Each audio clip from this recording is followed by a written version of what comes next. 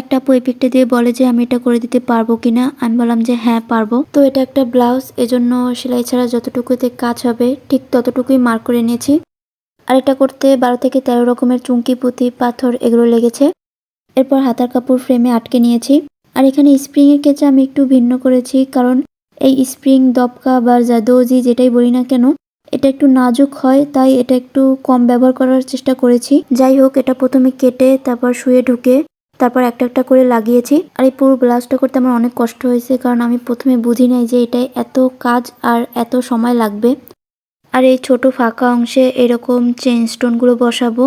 আর এই যে বড় ফাঁকা অংশে সবুজ রেশমি সুতা দিয়ে এমব্রয়ডারি করব। তো এর পরের লাইনে এই যে গোল্ডেন পাতা শেপের পাথর দিয়ে এরকম করে ফুল হবে। এটাকে ফেব্রিক গুলো দিয়ে প্রথমে লাগিয়ে নেব, কারণ আগে গ্লু দিয়ে লাগালে পরে সুই সুতা দিয়ে লাগাতে সুবিধা হয়।